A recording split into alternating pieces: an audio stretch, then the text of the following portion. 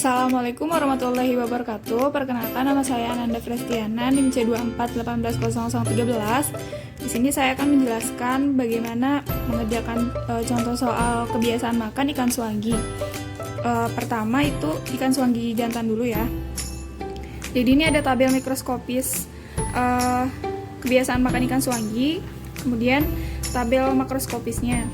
Setelah itu langkah pertama kita buat tabel dengan format nomor ikan, kemudian organisme.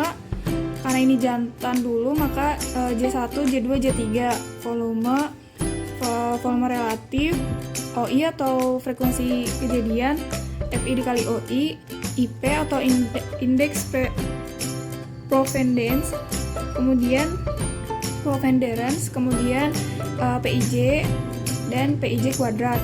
Contohnya untuk Cetoceros, pertama kita lihat di tabel mikroskopis. Pada nomor ikan J1, Cetoceros rata-ratanya 2. Kemudian pada J2, Cetoceros rata-ratanya 3. Untuk J3, Cetoceros rata-ratanya 3. Makanya J1, J2, J3-nya ditulis 2, 3, 3. Kemudian volumenya dilihat dari tabel mikroskopis. Cetoceros volumenya pada nomor ikan J1 itu 0,0009, pada J2 Cetoceros 0,0015, pada J3 Cetoceros 0,0021.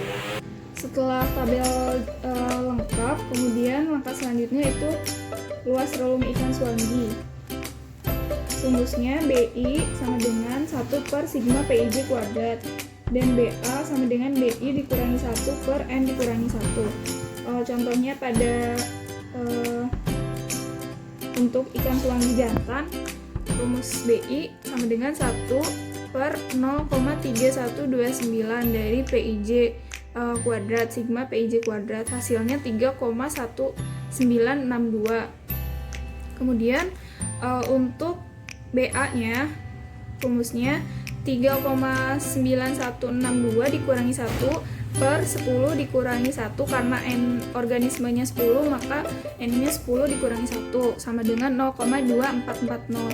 Itu untuk luas relung ikan suwangi jantan. Kemudian setelah luas relung, selanjutnya yaitu tumpang tindih. Rumusnya CH sama dengan 2 dikali sigma PIJ dikali PIB per sigma PIJ kuadrat ditambah sigma PIB kuadrat, sama dengan 2 dikali sigma PIJ 0,9999091 per 0,3128791 ditambah 0,4030729 sama dengan 0,8038. Itu untuk tumpang tindih ikan suwangi jantan. Setelah tumpang tindih, lanjut ke grafik diagram. Grafik diagram itu pertama buat dulu tabelnya, diisi organisme dan IP atau indeks provenderance. Kita masukkan organismenya dan nilai IP yang tadi di tabel ini. Kemudian dibuat grafik diagramnya. Nah, di sini terlihat bahwa IP terbesarnya itu dari udang.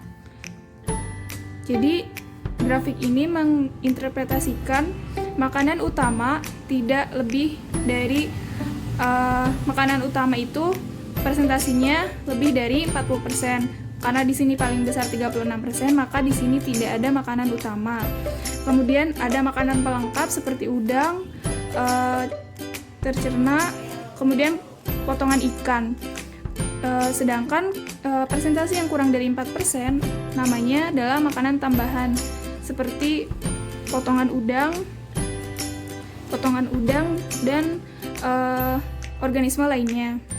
Setelah membuat grafik diagram, langkah selanjutnya yaitu panjang usus relatif ikan suwangi.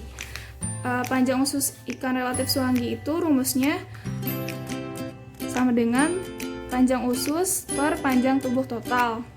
Contohnya itu untuk ikan suwangi jantan, panjang ususnya 197,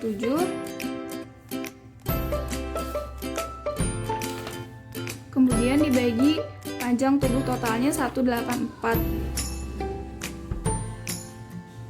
sama dengan 1,0707. Setelah menentukan panjang usus relatif ikan suwangi, kemudian kita buat hubungan volume makanan dan panjang tubuh ikan suwangi. Rumusnya adalah volume makanan sama dengan alfa ditambah beta dikali panjang total. Alfanya itu sebagai X, betanya sebagai Y. Betanya itu panjang total. Setelah dicari rumus hubungan volume makanan dan panjang total tubuh ikan menggunakan rumus regresi, menggunakan kalkulator. Contohnya pada simulasi kalkulator, mode, reg, lit, kemudian masukkan X-nya, misalkan X-nya itu adalah panjang totalnya, masukkan 184, karena ini kalkulator yang manual, pakai koma. Kemudian untuk nilai Y-nya itu volumenya 7 M plus sampai banyaknya N, kemudian tekan shift, lalu pilih angka 2. Setelah itu kita bisa mencari nilai regresinya, bisa dari nilai A dan B, kemudian masukkan ke persamaannya. Setelah didapat persamaannya, untuk jantan itu 15,0448, untuk betina 15,4045. Didapatlah hasil R kuadratnya dari jantan dan betina. Kemudian langkah terakhir yaitu indeks isi lambung atau index of stomach content.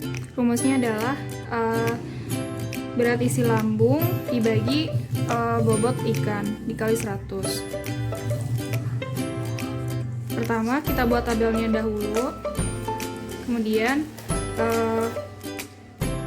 masukkan nomor ikan B1, B2, B3 sampai J3, bobotnya, lalu volume isi lambung dan ISC, nilai ISC-nya. Contohnya pada ikan suwangi betina yaitu 3,4769% nilai ISC-nya, artinya bobot organisme mempengaruhi bobot ikan sebesar 3,4769%. Sekian dan terima kasih. Mohon maaf apabila banyak kekurangan. Wassalamualaikum warahmatullahi wabarakatuh.